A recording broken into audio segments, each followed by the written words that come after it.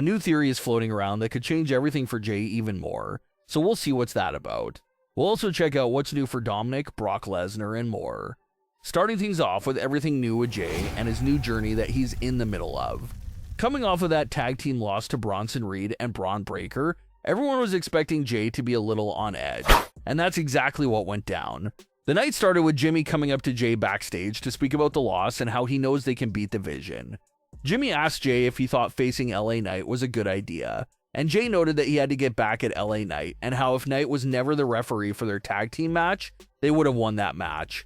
Jey also got a bit snappy with his brother, saying that if Jimmy never helped LA Knight the week prior, that the Vision would have taken out LA Knight for them, and he never would have been the special guest referee. Cody Rhodes and Jimmy caught up backstage, and Jimmy told Cody that Jey was no longer listening to him, which led to Cody paying a visit to Jey to see if he can speak some sense into him. Cody spoke to Jey about failing on the big stages multiple times, and how he's been in the same spot that Jey is in right now. Jey was listening to Cody, but also at the same time, Jey had his eyes locked on the WWE title. So even that gesture is a little clue about this new persona change that Jey is going through. He's becoming more selfish, more out for his own good, and he was probably toning Cody Rhodes out. He was just looking at that WWE title and wondering about what he has to do to make that his. And then we see the match between Jey and LA Knight, where we once again see that new selfish side of Jey quickly come up to the surface. Jey and Knight were having a legitimate good fight against each other, but the Vision came out to interfere and mess with LA Knight, and instead of helping LA Knight against the common enemy that is the Vision, Jey instead decides not to help LA Knight, but use that interference to buy himself time to recover, and then he capitalized off it to win the match against LA Knight. Jey immediately walks up the ramp, not caring about what the Vision was going to do to LA Knight. It's Jimmy who pops up on the ramp and tells Jey that they need to help LA Knight, but Jey rejects the idea and keeps walking to the back, leading Jimmy to make the save by himself. And that was the entire week of progress for Jey's story. We keep seeing that theme of him being more self-centered, more selfish, more about putting himself first and only listening to himself. Not even his brother or a close friend like Cody Rhodes can get through to Jey right now. And like we said when this story first started, it absolutely looks like Roman Reigns is to blame for this. Jey was originally a caring person. He was putting his head out there for everyone he came across, but it was Roman who told him to cut that out and start focusing on only himself. Jey took that advice to heart because that's the only thing he's been doing since he reunited with his brother. Given some context clues and details such as Jey admitting that he wished the Vision would have taken out LA Knight, and how he pretty much capitalized off the Vision's distraction towards LA Knight, all this has fans wondering if Jey joining the Vision is a possibility as well. No pun intended at all, but Jey has a certain vision that he's focused on right now, a certain mindset, and everyone that's close to him isn't really on the same wavelength right now. Jimmy doesn't get it, Cody doesn't get it, but maybe Seth Rollins and the Vision gets it. Maybe they understand how Jey is seeing things right now, and the other way around as well. Jey made it clear with his actions and words that he was in approval of some of the things the Vision was doing recently.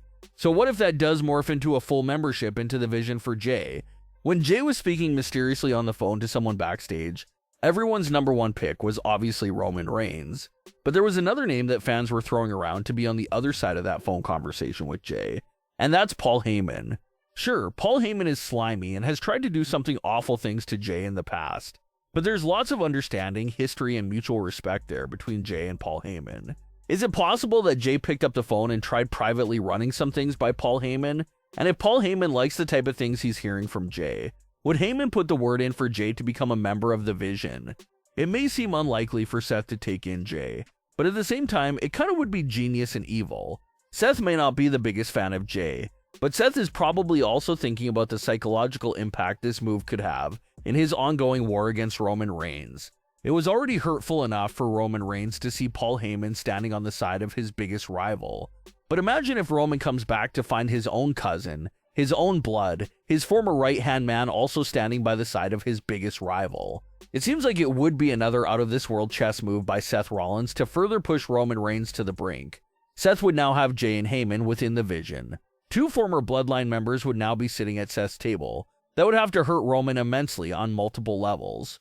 So Jey joining the Vision is insane. It sounds nuts, but it's also kind of crazy how fitting it would be for multiple elements going on here. Jey joining the Vision is the big twist and payoff for the way Jey has been acting lately, while also simultaneously serving as the next big piece of Roman and Seth's story that makes things even more personal between the two of them. If Seth is able to secure Jey as a member, on top of all the other members that are already in place, things with division would really get intense there. And at that point, you don't really have a choice. You have to acknowledge the Vision as the most dominant faction in current day WWE. So we'll have to continue to follow Jey's story closely and to see if this is a possibility after all. Reports are currently having a lot to say about Brock Lesnar. It's being reported that Brock Lesnar is allegedly set for a major year in 2026. WWE has just started advertising Brock for WrestleMania 42, so it appears to be safe to say that Brock will be in a match come WrestleMania in April. It will be Brock's big return to the WrestleMania stage for the first time since WrestleMania 39 in 2023. Not only will he be appearing at all of the major events in 2026, but his usage and storylines are also rumored to be big as well, and it does seem like we've seen the start of that. Brock Lesnar destroyed John Cena in a squash match during his first match back in over 2 years. So after a long time away from the ring, that win over John Cena definitely served as a big exclamation point and a big explosive starting point for this new run for Brock Lesnar. And during this first match, they wasted no time in reuniting Brock Lesnar and Paul Heyman as well. So that reunion does appear to be the seeds for a major program either in the closing months of 2025 or during 2026. Brock Lesnar and Paul Heyman are in business again, so how will that continue to unfold and how will it affect Heyman's ongoing role with Seth Rollins and The Vision? That definitely appears to be one of the major storylines that the reports are hinting at. So expect a big year for Brock Lesnar in 2026. The scariest matchup of Dominik Mysterio's entire Intercontinental title reign is quickly coming up on Raw as he's set to defend the title against Rusev. Dominik may be extremely solid in the ring and can hold his ground, but as everyone knows, facing Rusev is a whole other task. Sheamus was destroyed by Rusev, and even larger guys like Otis has fallen to Rusev as well.